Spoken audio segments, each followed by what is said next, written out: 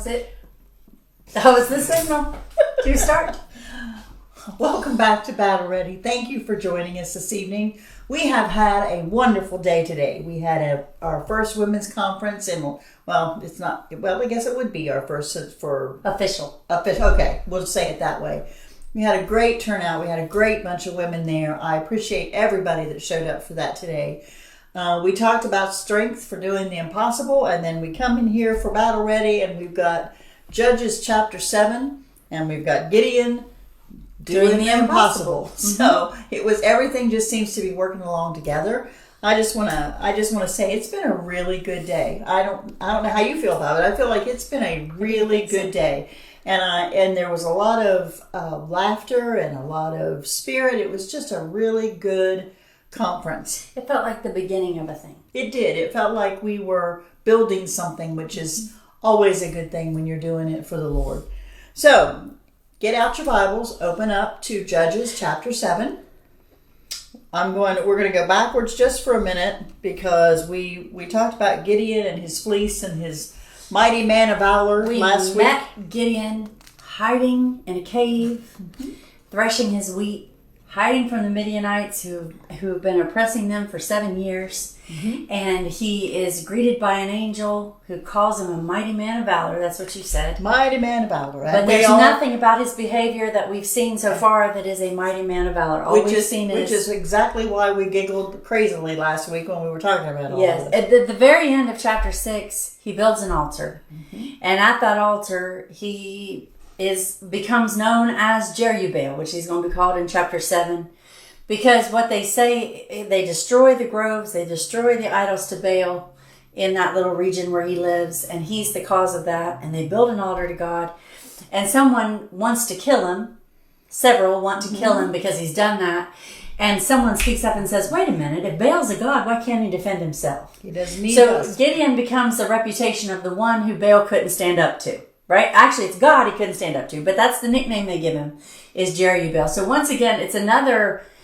Almost, I don't mean it's like it's wrong, like the Bible's wrong. The Bible's absolutely right, but it's another misnomer for what he actually is, because God is doing a thing in Gideon that Gideon has nothing in himself that's making this happen. Right. That's what I want to say, because even after that altar incident, he does the fleece test twice, still saying, God, are you sure this is what you want me to do? Yeah, right. Do you know what I mean? It's still, again and again. And it's a little bit confusing because in most references it calls let Baal plead. Let Baal plead. If Baal stand up for himself, but he didn't. But I think the better way to kind of remember it is what she said last week. I wrote that down because I liked it. I don't know how you do with your notes in your Bibles, but if you write things down, then later on you can come back to it and you can remember. But she called him the Baal Slayer. So it's like, which made a little more sense to me than just Baal plead. Let Baal plead. This really happened, but it's got a feeling of. Remember, what's the Mighty Taylor? They got 7 in 1 blow. Yeah, do you know what I mean? It's got that feeling with Gideon. Like God is taking this man and he's placing on him a mantle of authority, and he's doing things through him. But like he himself doesn't possess those characters till God puts them on him. And I think one of the nice parts about chapter 7, and it's sometimes something that we forget, is God's going to show him it isn't him. Right. That's the whole point. He's going to show him it's not you. It's Mighty me. Man of valor. Mighty Baal man Slayer. Yeah. Let me tell you who's going to win this battle. Because you know he has to be feeling pretty good about himself. Well, he's also full of fear. Which is amazing because when we get to chapter 7, what the contest is and what the saying is, and all you've seen so far is Gideon go, God, I don't even know that you'll show up. Well, you're not like you were in the days of Abraham. You're not like you were in days of old, right? Where have you been? Right? That's his meaning. If you were God, why are we in this situation back here in this cave? So one of the things Gideon is clearly by his behavior is afraid, and you'll find out even after in chapter 7, God will say, I've given you the victory, but if you're afraid, go down here and look at the enemy, right? And he goes. So I'm not trying to jump ahead. I'm just saying that he is someone who. So how before we ever get here, because we kind of drew into, there's a lot of people who say we shouldn't fleece God, tell him okay, now I'll do this, but you show me that. Because he doesn't always. Probably shouldn't. He doesn't He's do already that, right? God's already told him, this is what is going to happen. I've given you the Mighty victory. man of valor. He's already told him what to do. I'm going to do this. So before But we he start allows this him next to. chapter, Test him. we have to, and this is something that if we're not careful, we fail at too, is we think we've done something. We do get kind of proud of ourselves of some of the things we've accomplished, or some of the bragging rights that somebody gives us for something. But at the same time, God's doing all these things through us. God gave you that talent. God gave you, and we might acknowledge that, but we like to take a little bit of the glory for it. Okay, so one more thing I want to mention from 6 before we go on to 7 is that in the power of the Holy Spirit, he blows a trumpet, right? And the trumpet gathers the nation together for battle, gathers them together for worship at certain times or for certain feasts. But this time it was gathered together for battle. And he only has a few people show up when he blows that trumpet. He has some come to fight for him, and they come from the tribe of Manasseh and Zebulun and Naphtali. The smallest, the weakest, right? The least in number, and not everybody, some. And remember, Benjamin's the least of the least in his little tribe of Benjamin. So he blows that, and some have gathered with him, but it's not nearly the armies of Israel that fought with Joshua. It's not the ones that have fought before under even what was the assassin's name? Sisera? No. We just read him, not Othniel, Ehud. It's not even the ones that gather in those times. It's a smaller group of people. He's from the smallest tribe. He's not in an important family. We read that in the previous chapter. He's not even doing anything that would make him just appear a guy to be a mighty man of out. valor. Yeah. But he's a symbol. So here we are talking about strength for Israel. the impossible, right? He's a symbol of Israel because Israel also has forgotten that they're mighty men of valor. As a nation, they forgot who they are. And God is saying, don't you know? Don't you know that I call you the children of God? I said I would be your God and fight your battles. Do you know who you are? So he takes this little man that's a picture of all of them. You've went so far into compromise with this Baal worship that you don't even know who you are anymore. And do you feel like that, is that in some ways, as you said that, I'm thinking that's the church today. I think so we too. have forgot who we are. We have forgotten do what you our role remember is. that you're my people? Yeah. Right? And that's a big forget. It's right? a big It's thing a to big forget. All right, so chapter 7, verse 1. I don't know how far we want to go, but let's just start, okay? Okay. Then Zerubbabel, who is Gideon, and all the people that were with him, rose up early and pitched beside the well of Herod, so that the host of the Midianites were on the north side of them by the hill of Moreh in the valley. And the Lord said unto Gideon, the people that are with thee are too many for me to give the Midianites into their hands, lest Israel vaunt themselves against me, saying, mine own hand hath saved me. Now therefore go to, proclaim in the ears of the people, saying, whosoever is fearful and afraid, let him return and depart early from Mount Gilead.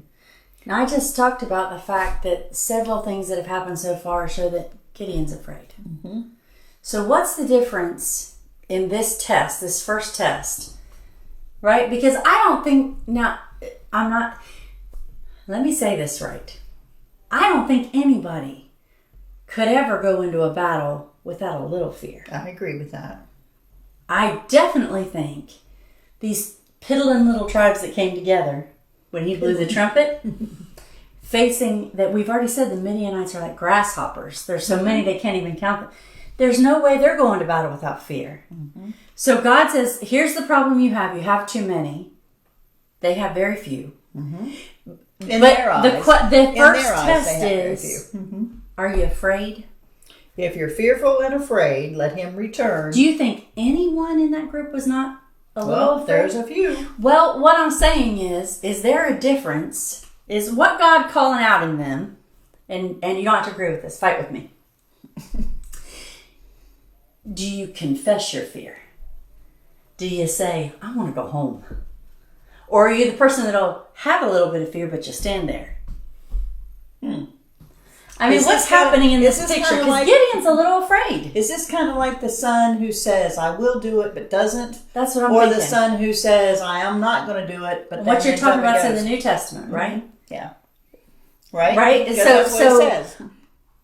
Which one is the best one? Gideon's already shown fear. The fleece is fear. The doubt is fear. Arguing with the angel is a little bit of fear.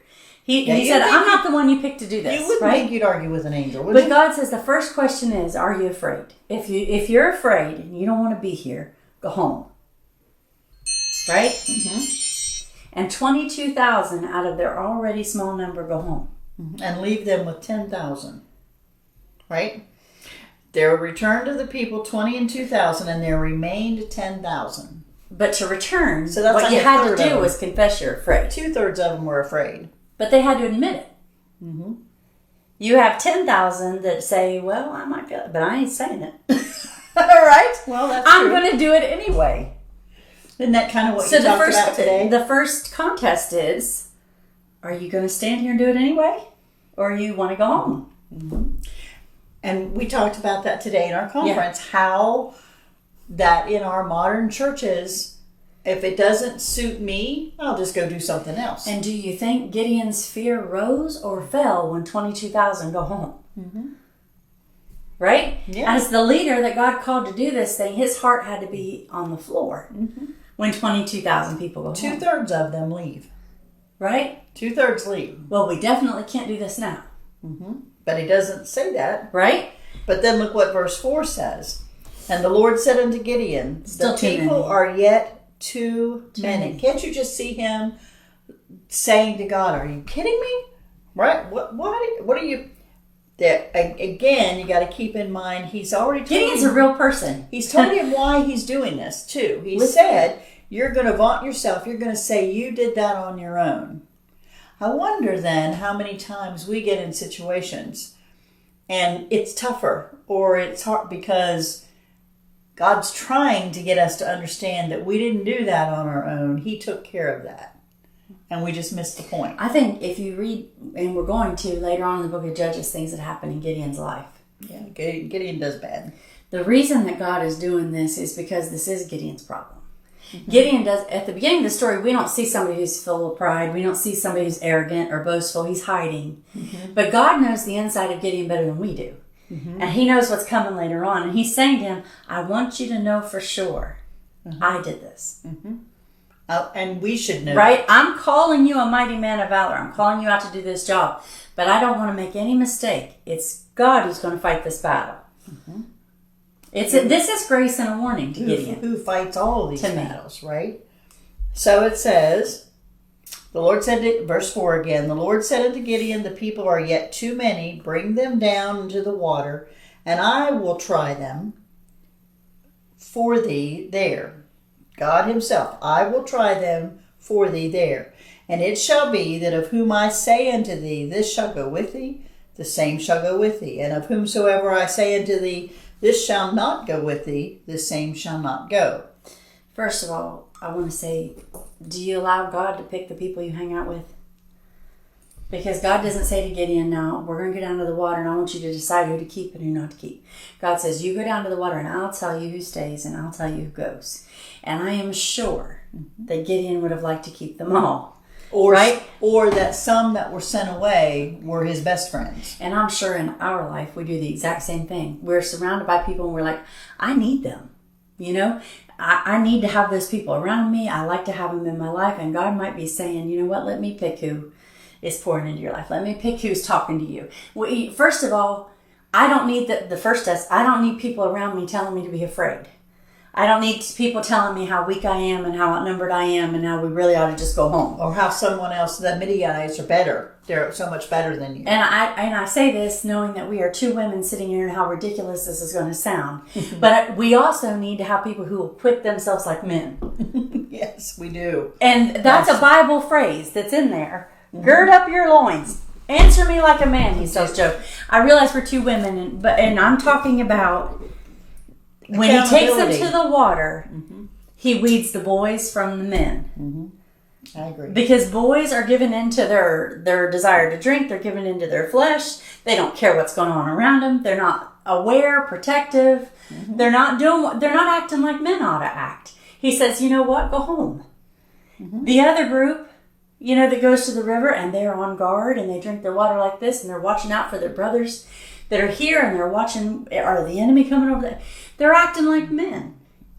Far be it for me to call women men and men. I'm not saying that, but don't you know that God wants the church of God to act like grown-ups? And to be strong, yes. And faithful. And to have strength and faith. And not be afraid. And not be a bunch of knuckleheads that only give in to what they want.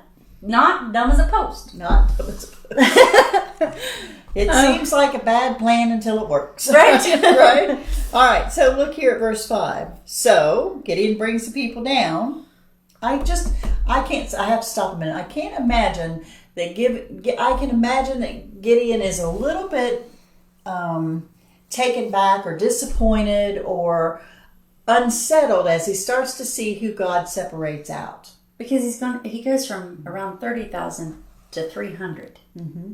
And then we got a good number, God says. And God said, I can do it with him. I can do something with those 300 men. So watch this. Verse 5, so he brought down the people into the water, and the Lord said unto Gideon, every one that lappeth of the water with his tongue, as a dog lappeth, let him shalt thou set by himself. Likewise, every one that boweth down upon his knees to drink, and every one that boweth down upon his knees to drink.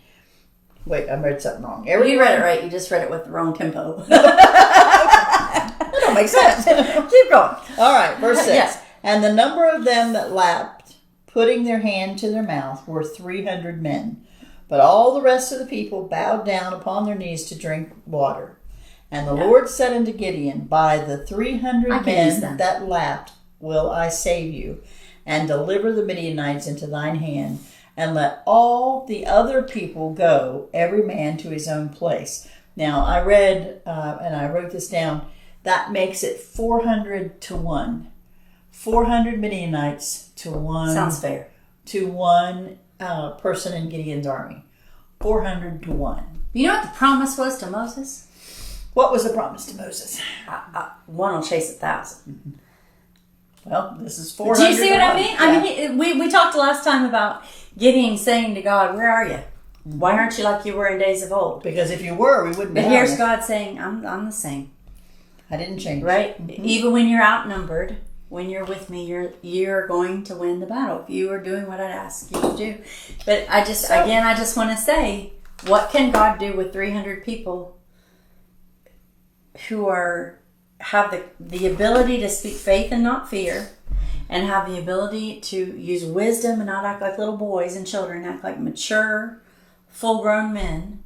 What can God do with them? Now, I also want to come over into the New Testament, because Paul in 2 Corinthians has this problem. Right. Because Paul says in 2 Corinthians, he says in chapter 12, verse 7, he said, unless I should be exalted above measure through the abundance of the revelations. He knows he's getting this word from God. He knows God's working through him. But he's fearful of his own pride. Mm-hmm. He said, lest I should be exalted above measure, lest I should start to think I did this. I did that. Yeah. Or lest I should say, look what Paul did. Paul says, there was given to me a thorn in the flesh, the messenger of Satan to buffet me, lest I should be exalted above measure. For this thing I sought the Lord 3 times that it might depart from me. And he said, my grace is sufficient. For my strength is made perfect in weakness. Well, we spent a lot of time talking about God calling out the hero in Gideon. Mm-hmm. But he also called out the one full of pride. Mm-hmm. He's also calling out the one that is tempted to sin and think it's all about him, which you see later on. Mm-hmm. Right? So, God sees both things in us. It would be wise of us to listen when he speaks. Mm-hmm. Because he knows us better than we know ourselves. Mm-hmm. Right? Yes. But and Paul the same way. Here's Paul, who he said in one place, right? I'd be willing to go to hell myself if my people would be saved. You think about a man with that kind of heart, who also has a heart that could be lifted up in pride. Mm-hmm. that also has a heart that would make himself an idol. Is what he's confessing. And there were some people there who did that very thing, saying, no, I learned from Paul, or I learned from this one, or I learned from that one. The Bible say, be careful when you think you stand, lest you take fall. heed lest you fall. Right? Be careful, because that you've got both in you. God wants to call out the right one. We said today, good women, also good Christian women, call out the hero and the people around them, call out the courage. But that's because God's using them to do that. God will call out the best in his people, and he'll warn you about the worst. So where does this all fall? So what this really kind of, if you took all that apart and just boiled it down to... I think this is Israel's identity crisis. And I think this follows them all through the book. Because when they start doing well, they start thinking it's them. They forget God. They forget God, and they start thinking it's them. Gideon's just a picture of their nation. So he's a picture of their nation, but when it boils all down to the thing, it's, do you believe him or not? Right? It's the same thing in the Garden of Eden. You're not going to die. Really? No, he's not going to do that. He loves you, right? He's not going to let that happen. It continues through the whole book. There's nothing different about it. It's nothing new. We struggle with just trusting God to do what God does. Verse 7 tells you clearly, this is the word of God, as clearly as John 3:16, as clearly as any other verse you like, that God tells Gideon, with these 300, I will win. In that second, in that moment, battle's over. Yeah, it's already, God said you're going to win. Now, I know that battle hasn't been fought yet, but that's when it was won. When God said this is going to happen, right? Yeah. The next thing that happened are just things convincing Gideon, who still doesn't believe that yet. He hasn't got that. That's right. I'm trying to see what it says. But when you're talking about trusting God or not, that's what I mean. His word is right. It doesn't matter that you see it yet. That's true. Or that you see how yet. Because we don't always see how. Right. We don't always get that advantage. And it's also getting us out of the way of thinking that we've accomplished so much. Don't you think? I mean, we like to take credit for that. What are you looking for? I was looking at, so when he says this to him, there's a reference to Zechariah 4:6. And it says, and this is the angel talking to Zechariah, saying, so I answered and spake unto the angel that talked with me, saying, where are these? No, wait. 6. Then he answered and spake unto me, saying, this is the word of the Lord unto Zerubbabel, saying, not by might, not by power, nor by power, but by spirit, saith the Lord of hosts. It doesn't change either. It's always that, right? By my spirit. Yep. I've got another reference here, but I don't have any idea what it's to, so let me see real quick. It says Psalms 27. So while you're turning, I just want to say that verse 8, it says those 300, the 300 that did what as God thought wise at the river, the 300 who didn't confess their fear, when they look around and they're the only ones standing there, they don't change their mind. They get their food, they get their stuff, and they head out. They're going to do exactly what God said. That's who we need. That's who we need. And David, have you ever looked around and felt completely outnumbered, but decided you were still going to stand? I'm going to do what I'm supposed to do.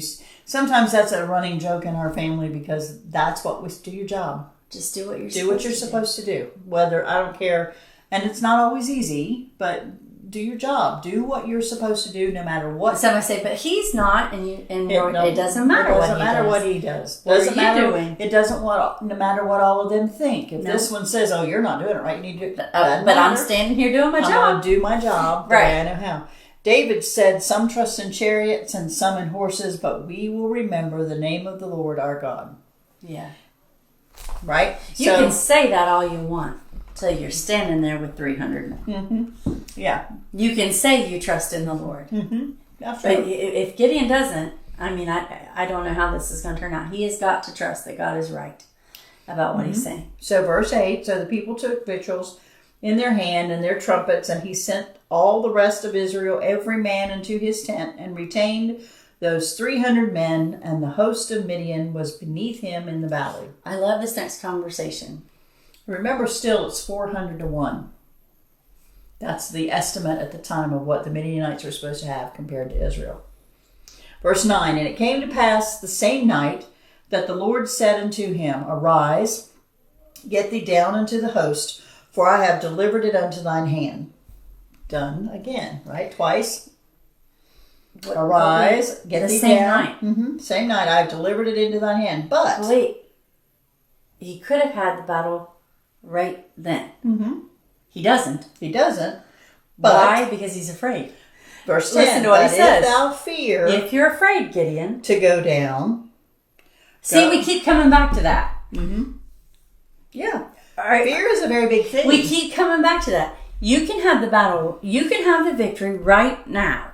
Go down it. I've given them to you. Mm-hmm. Or if you're afraid, you're not ready yet. Go there with thy servant down to the host, and thou shalt hear what they say, and afterward shall thine hands be strengthened to go down unto the host. Then he went down with Phurah. So he was obviously fearful. He's afraid. His servant unto the outside of the I would be men too. that were in the host. Uh-huh. So he did go. God said, okay. I wonder what would happen if he'd have just trusted him. He won right then. He already won. Verse 12. And the Midianites and the Amalekites and all the children of the east lay along the valley like grasshoppers for multitude, and their camels were without number as the sand by the seaside for multitude. And when Gideon was come, behold, there was a man that told a dream unto his fellow, and said, Behold, I dreamed a dream, and lo, a cake of barley bread tumbled into the host of Midian. God said, come on, Cookie, we're going to win. And came into a tent, and smote it, that it fell, and overturned it, that the tent lay along. Mm-hmm. And his fellow answered and said, This is nothing else save the sword of Gideon the son of Joash, a man of Israel, for into his hand hath God delivered Midian and all the host. The Bible is right. Is his friend right? About what he said? His friend says, okay, here's my dream. This is this dream. That this tent of the Midianites, your enemy, is knocked down, is torn asunder by a barley cake. No, this is a Midian talking. This is a Midianite talking. I think that's his friend talking. No, it says, And when Gideon was come, behold, there was a man that told a dream unto his fellow, and said, Behold, I dreamed. No, he's at the camp. Okay. So this guy, I see what you're saying. You're right. Is he right about what the dream means? Came into a tent and smote it, that it fell, and overturned it, that the tent lay along. And his fellow answered and said, This is nothing else save the sword of Gideon, the son of Joash, a man of Israel, for God delivered Midian and all the host. For God delivered Midian and all the host. So he says, I see this bread. This not just bread, the bread you'd feed animals, this poor bread. This nothing piece of bread. Yeah. This leftover bread we won't really eat. We don't eat that so much, but the animals do. So, okay, I had misread it before when I read it right before this, because I thought that was somebody telling Gideon about their dream that was with him. But you're saying that is the Midianites saying, hear. We hear that I had this dream that this bread came and knocked down the tent. And this is what when Gideon and his friend get there, right? That's what they hear them talking about. What is his name? Phurah. That's what they overhear him saying. That's what Gideon and his friend Phurah, when they sneak down to see because they're afraid, that's what they hear the two Midianites talking about. So, and the next verse tells you that Gideon worships God when he hears that. And it was so, verse 15, when Gideon heard the telling of the dream and the interpretation thereof, that he worshipped and returned unto the host of Israel and said, Arise, for the Lord hath delivered into your hands the host of Midian. Now, what are you thinking different? I don't know that I'm thinking anything different. He hears about this dream about a dry old cake knocking over a tent. A poor man's piece of bread. And all of a sudden... Well, that's what God told him to do, really, right? If you're afraid, go down. If you're afraid, go down. If you're afraid, go down. He goes down there. He hears this dream. He hears this conversation. And all of a sudden, he turns around and goes, Hey, we're going to win. He needed... I can't look what in that dream was so powerful. It doesn't say all the tents. It says it hit this bread hit a tent. Mm-hmm. The tent falls over sideways. Gideon turns around and goes, I think we're going to pull this off. Right? Like, where did the courage come from in that dream? Explain this to me. Well, except that maybe sometimes when you hear someone else... This is the enemy, right? This is the enemy saying express something that God has told you. Maybe it reinforces, or you're not depending on your own interpretation. Like the enemy is already thinking this could happen. Mm-hmm. The enemy's already a little bit afraid. Mm-hmm. The right? enemy's afraid, yeah. A little bit afraid, mm-hmm. right, of what might happen. But he's still, I would have thought when you were afraid and you went down from your 300 men with just your buddy, and you look at that encampment, I would have thought that would have been a much bigger impression than that little dream.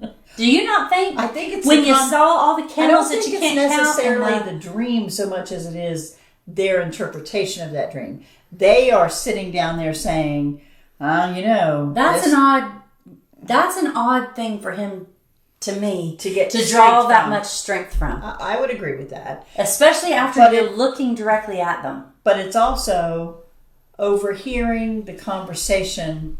But if you think about it, a similar thing happened in the book of Joshua.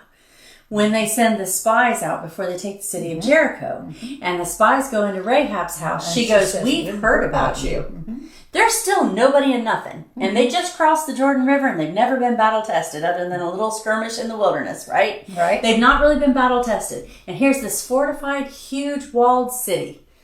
And when they go in to spy it, they hear, we've heard. We know about you.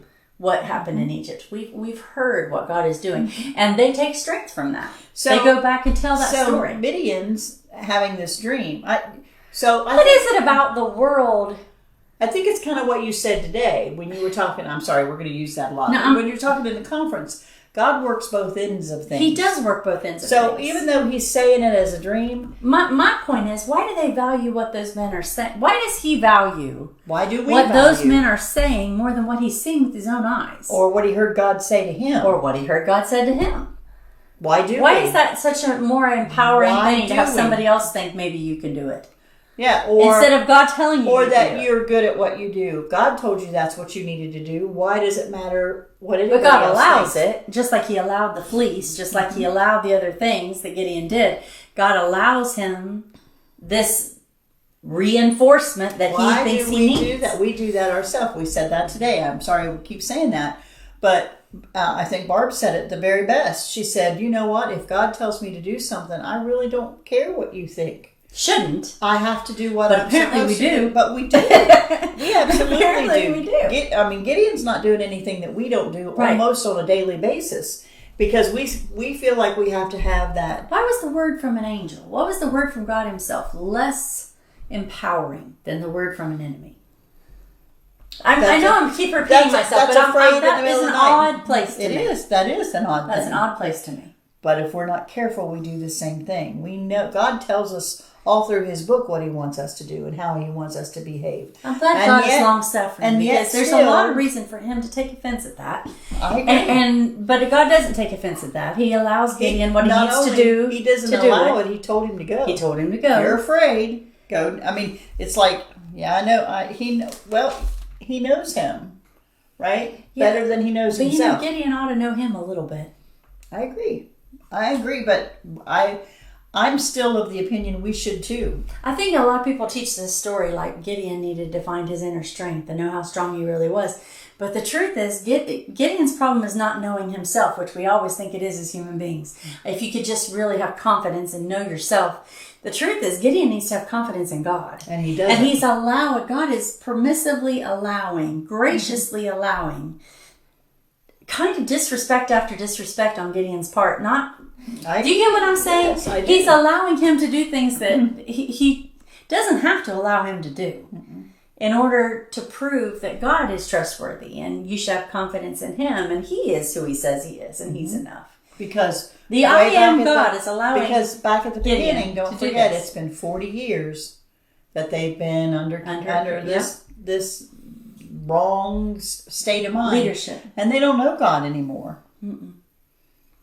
And I hate that. I hate to think that we would be that way in our churches today, that we don't know God anymore. That we know what we think about God, and we know. Do you think the church today cares more about what the enemy has to say about us than what God has to say about us? We think a whole lot more about everything else other than what God has to say. Like, I don't. If the world calls you a name because of your belief, or the world makes fun of you or calls you foolish because of what you choose to do or what you hold on to, do we care more about that than we care about what God thinks about what we're doing in our churches? Or the world holds you back and they won't let you be promoted because, you won't do all the things that we need to have done. And yes, I think we do. We have knuckled under. I don't think we stand in strength like we should. This is strength. This is at an impossible task, 400 to 1. You think sermons are formed based on what they're going to think? I hope not. And lessons are taught based on what they're going to think? I hope not. Or what God thinks? I hope not. Well, I know they are. We know they are. We can look at our world and see that they are. That we want to be liked, admired. We want to be big in somebody else's eye. Even if it's the enemy's eye. We don't care as long as someone tells us we're doing a good job. If they're telling you how great you are, you love it no matter who it is. But we shouldn't. I just see bread bouncing off a tent, and I'm not impressed. I'm not impressed. Not just bread. I know you keep saying that. I'm just saying. Poor, pitiful. It's part of this is it's poor. A little know-nothing bouncing off a tent, and I'm thinking, Gideon, why do you care about that so much? I'm a little disappointed. Mm-hmm. Yeah. I get a little disappointed. But I'm disappointed in me too, that I care so much. I get disappointed that I worry about things like that. Did we do a good job? Did they like us? Well, yeah. Mm-hmm. Yeah, that's a good point. I mean, that's not something to just dance over. That's something to think about and to clean up our own lives with. Whose opinion matters to you? Who are you trying to please?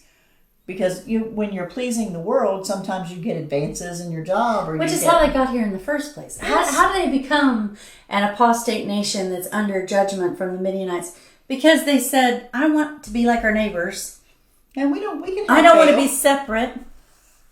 Let's compromise with this thing. We want the people around us to respect us. Well, and don't forget this. Everybody around us believes in these family Baal gods. This was Gideon's dad's statue that he tear down. I mean, it's not just like it's anybody's. It's all been brought in so that we're just like everybody else. We fit in with everybody else. Everybody admires us. Well, not really, because they're hiding in a cave threshing wheat. But that's how we got there, mm-hmm. Right? Is what do they think of me? Okay, probably enough on that. I'm just amazed that it made that big a difference. It did make a big. It did. Well, it right? I agree with that. But then when you see the character of Gideon later on, you see some of that. The mantle of leadership that's put on him is solely the character of God proving himself to his nation. A nation that he knows is going to fall again. A nation that he knows is going to keep in this circle of disobedience until it's taken away in captivity to Babylon. And then when it comes back, it'll go in the same pattern. Mm-hmm. So if he's again showing that pattern, he's showing how that God still will allow himself to be tested, if that makes sense, right? He'll allow it to be tested out, even though your character is not the important part here. His character is. Mm-hmm. And it's quite insulting, actually, mm-hmm. right? Verse 15, and it was so, when Gideon heard the telling of the dream and the interpretation thereof, that he worshipped and returned unto the host of Israel and said, Arise, for the Lord hath delivered into your hand the host of Midian. And he divided the 300 men into 3 companies. And he put a trumpet in each man's hand, with empty pitchers and lamps within the pitchers. Great plan. How about a sword? You want a sword? Wait a minute. What was the phrase? It's a dumb plan until it works. Absolutely ridiculous. Until it works. Right. But so we've got a trumpet and a lamp. That's hidden. It's in a pitcher. Inside a pitcher. Mm-hmm. Yeah. Okay. And 300 men. Divided into 3. So 100 on 3 sides of the camp. What we're going to do, because somebody had a dream about bread, so we're going to march down there with our pot. Now, whose plan is this? This is God's plan. God has a plan that he's going to do. Verse 18. Where he's going to use and prove that Verse it's 17. his character being Verse 7, because this should honored. even the smartest, even the even the dumbest strategic war person goes, Wait. what?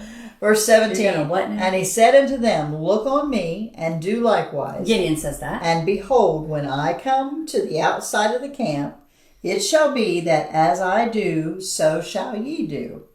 When I blow with a trumpet, I and all that are with me, then blow ye the trumpets also on every side of all the camp, and say, the sword of the Lord and of Gideon. Which they don't have a sword.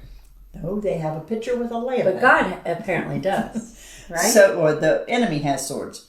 The sword of the Lord and of Gideon. So Gideon and the 100 men that were with him came into the outside of the camp in the beginning of the middle watch. 10 o'clock at night. And they had but newly set the watch. And they blew the trumpets and brake the pitchers that were in their hands. And the 3 companies blew the trumpets and brake the pitchers and held the lamps in their left hands and the trumpets in their right hands to blow. And they cried. This is some serious going on. They're blowing a trumpet and yelling. And yelling. And the sword of the Lord and of Gideon. Does it make you think of Joshua? Well, We're going to march around these walls. And when I say go, on the 7th day, the 7th time, we're going to shout. Right? And we're going to give God the glory and the praise. So this is we're going to blow the trumpet. night. So this is dark. Sure. And we're 300 men. And we're making lots of noise. And we're shouting. And we're showing lights. And they're everywhere all around us. Mm-hmm. Right? Yeah. Verse 21. And they stood, every man in his place, round about the camp, and all the host ran and cried and fled. You know why? 400 to 1. Do you know why? They're afraid. This whole story is about fear. They're afraid. Right? You'd think somebody would have said. They're afraid. So this whole huge number, their number becomes their downfall. Mm-hmm. As they run in terror, they trample and fight and kill each other. Here we go. That's verse 22.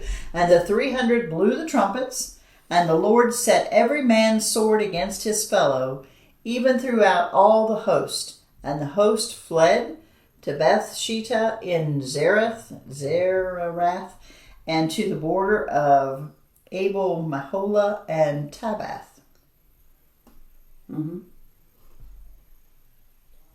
Keep going. You couldn't think that one person in that whole Midian group would have just stopped and went, wait a minute, that's just 300 men. Well, it's dark and spooky. But I do want to say, what's amazing about this is that, it is dark and spooky. As people who believe the Bible, people who are born again, the Bible tells us that there's few compared to the large number who don't, all around us. Mm-hmm. But the key to this whole thing was that we might feel some fear. Mm-hmm. We're not confessing our fear.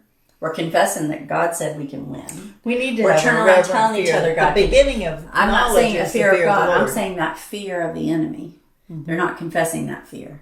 They're confessing what God told them and what God showed him, even though he allowed it in a weird way, in a weird thing. And their fear absolutely destroys them. God terrifies them to death.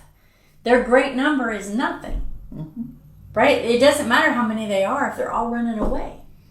Mm-hmm. Mm-hmm. If they're all filled with fear. Verse 23. And the men of Israel gathered themselves together out of Naphtali and of Asher and of Manasseh and pursued after the Midianites. And Gideon sent messengers throughout all Mount Ephraim, saying, Come down against the Midianites and take before them the waters unto Beth-barah. These are the people that were back to their place. Mm-hmm. You guys that were afraid, come see some real fear. Mm-hmm. Come down, win the battle with us. Come down, take part. Then all the men of Ephraim gathered themselves together and took the waters unto Beth-barah and Jordan. Mm-hmm. And they took 2 princes of the Midianites, Oreb and Zeb, and they slew Oreb on the rock Oreb, and Zeb they slew at the winepress of Zeb, and pursued Midian, and brought the heads of Oreb and Zeb to Gideon on the other side of Jordan. Okay, so the victory is won, the battle is won. What's the point? What do we learn from the Battle of Gideon? What do we learn about managing our own identity and managing our own fear when it comes to doing what God would have us to do? Keep going. No, I'm asking you. Oh, you're asking me? Yeah, I'm asking you. What do you do with that? Well, how many times do you confess what you're afraid of? And I'm not talking about literal people maybe, but I'm talking about whatever it is that you're concerned about, and you confess it and confess it and confess it, and you say, I'm afraid of this, I'm afraid of that, I'm afraid of this happening, I'm worried that this is going to happen, I don't know what I'll do if this is going to happen. And all the time we're doing that, right? Is it making things better? Is it making things worse? When we need to confess, God can take care of me. God's got a handle on this, right? He's always provided for me before. Think what he's reminded me about Abraham and Joshua and the way these patterns of the past. He's always taken care of you before. Won't he take care of you now? Won't he handle it like he's always handled it? Can't you trust him to do what he says? Do you know him? Did he say it was going to be okay? Did he say he'd never leave you, never forsake you? Did he say he'd walk with you all the way? What are you going to confess? What are you going to say? Who are you going to trust in? Right? And it doesn't matter that you're outnumbered. Who are you listening to? I think that's kind of the same thing we said today. I think it is too. Right? Maybe I want to because we're on strength for the impossible. This is an impossible battle. This should not work at all. I gotta say, it also, most of those battles when it comes to my life, if we're truly in application mode on this story right now, happen to me in the middle of the night. Yes. It's not in the daytime when everything's, I'm walking around doing my thing. It's in the middle of the night when the thoughts are all coming at me about doubt and about fear and about, it feels like it's 1,000 pounds sitting on your chest about things you're concerned about and worried about happening that haven't happened yet. That haven't happened and probably never will. Right? That I'm in a panic mode. And that God just wants me to confess that I believe what he said about it. So, I believe his character. So we not situation. Only fight spiritual wickedness in high places. This wasn't a physically won battle. This was a spiritually won battle. Because he has to make up his mind. He has to have a whole lot of proofs to do it. And there are some people that would criticize the fact that he has to have a fleece and he has to have nice ways and he has to. I'm not saying it's the right way. I say God allowed it. God allowed it. Right? And how many times has he been merciful for you, with you and I, when we have had to re-ask him again and again and again to do what he already said he would do? Well, he already told you he would do that, but will you do that? Will you please? And God has got to go, what's it take? How many times do I have to tell you that I keep my word? How many times do I have to tell you that you can rely on me?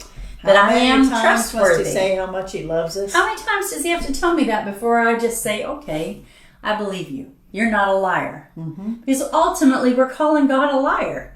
We're saying you didn't mean it when you said that. And who is the ultimate liar? Satan. That's what we should be saying. We should be I don't think, and this is me, I've said this to myself before, when those thoughts come into my mind and my heart and my things. And they will. And they do. But you got to understand the accuser of the brethren is seeking to kill and destroy, right? To steal, kill, and destroy. And I think sometimes we just forget which voice to listen to. Also, don't forget that this story started with the words Zerubbabel. Yeah. Which meant Baal don't defend himself. Jerubbabel. Sorry, I said it wrong. The other guy's name was. Yep. That's one. But I'm tired. But what they said about this God that they'd been worshiping is, how come he doesn't fight? Why doesn't he fight Gideon when he tears down his grove, right? You don't have to. And then God ends the story by fighting the battle for them. Because God fights his battles. He fights his battles. Yes, He goes ahead of us and wins the battle. Right? And we stand there with a lamp going, yay! No, we're blowing a trumpet and blowing a trumpet and breaking bases and walk. You know what? Sometimes we talk about like the battles we face as Christians. Do you realize what he's actually asking us to do? Stand. In the battle, he's asking us to stand, be a light, and praise him. That's what he's asking me to do in the battle. He's not asking me to go out and fight demons. He's asking me to stand on what he said and trust, show the light, faith, and blow the trumpet, which is faith, right? But I can't see it. I'm not an athlete, but I could fight that battle. Yes, I think we all could. Right? Maybe that's the point. That's the point. Baal won't defend himself, but Jehovah God will. And I think that's a very big takeaway. Because false gods, false religions, false ideas, you'll have to defend them. Yeah, they can. But your God defends you. He fights for us. That's one of his, the God who fights for us. I agree. You know, I love having somebody fight for me, don't you? Yes, I do too. And to walk in the protection of that. I still think I think when he says, I'm going to do this way, God says, let me go back to my verse. He says, I also like how when all the scaredy cats went home, and those who would trust what God said stood there doing their thing, and I bet felt a little bit ridiculous. But they did what God asked them to do. That they didn't just run on without their fellow men. They said, come on, enjoy the victory with us. Come and not be afraid now, because you see what God can do. That's what we got to say. We got to say to the church of God that's cowering, come on out and see what God can do. Look what he can do with just a few that believe him. There are too many for me to give the Midianites into their hands, lest Israel vaunt themselves against me. So that against me, if you're vaunting yourself against God, and it says, saying, mine own hands have saved me. What are you afraid of? I think anytime we vaunt ourselves and we say we did that, well, you only vaunt yourself because you think you did it, and he's telling you all along in this story, don't think you did it. Because you didn't do it. And your fear comes from the fact that you don't think you can do it. And you're right. That's true. So when you said you were afraid and went home, it's because you thought you couldn't do it. I think you should probably say that again. Okay. Everybody who's afraid, go home. You know why you're afraid? Because you think you could do it. And you don't think you can do it. Right? You think you've got to, and you don't think you can. But the ones who stayed thought God could do it. And he did. And there's the difference. And he did. And he does. And he does all the time. And he does all the time. And he's not dead and he's not changed. He's the same God in Judges 7 as he is in 2025. And thankfully, he's also the same long-suffering. Patient. Gracious. Right. Patient. And puts up with our garbage. Right? And our doubt. And we're just very inconsistent. And God is consistent. Well, if I saw a barley cake roll into a tent and knock it down, I would not be impressed. I couldn't help it. That whole imagery, just what? It's a barley cake. Story makes me shake my head, but I'm shaking my head in joy at how good God can be to anybody. That he chooses. God just chooses. You know what? If you've got blessings pouring in your life, it's not because of you. It's because that's how good he is. And you shouldn't forget that. And he just wants to be good to you. He really does. It's his good pleasure to give you the kingdom. Right? And I'll take it. I'll take it. I'll take it too. Yeah. Well, do we want to summarize a little bit more? We don't want to go into chapter 8 yet, do we? I don't think so. I think that's a good place to stop. I know it's a little shorter than we usually but that's okay. We're just a little bit that's early, but right. We've had a busy day, and the story. So, strength for the impossible was the theme. This is impossible, and this was an impossible battle that God won. But with God, all things are possible. There you go. I wondered if you would ever get to that verse. I was going to get there today, but I with God, all things are possible. With God, all things are possible. So there is nothing. The real strength is His strength. It's when we are weak that we become strong. The real victory because He can do something with us when we stop being so arrogant to think that you can do it all by yourself, because you can't. And if you'll stand on what He said. And praise. And praise. Because He inhabits that. And we glow. Let your little light shine. Let our little light shine. Break the pitcher. And everybody goes, what is that? There's power in that. There's power in that. That's all they did. 400 to 1. I can't get over the 400 to 1. But remember, it's got up to 1,000 to deal with. Well, but he's got 400. What I'm saying, that's what he promised, up to 1,000. 400 to 1. One will set 1,000 to flight. And he did it with 400. Yeah. I mean, he did it with 1 and 400. Yeah.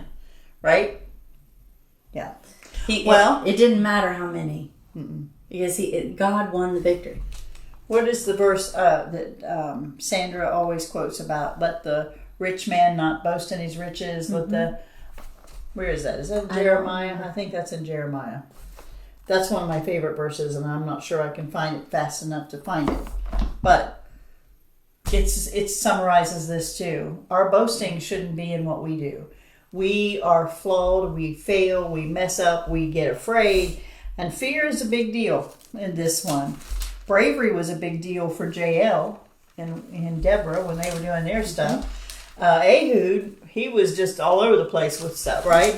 But this is fear. He's a different kind of hero, and he's a different kind of picture, right? He's a different kind of warning. When we come back next week, we get into a whole new thing. He's a different kind of warning. But God is able to call out in us all the things we need to know, not just the good, but the bad. He's able to say, hey, watch that. Remember what I said about you. Remember what I warned you about. And that's gracious. That's a good and gracious king. That's what that is. Okay. All right, so we will end tonight just about 5 minutes early, so we really didn't lose too much time. We thank you for joining us. Keep your Bibles open. Stay battle ready. Let's give God some praise for this day. Till next time.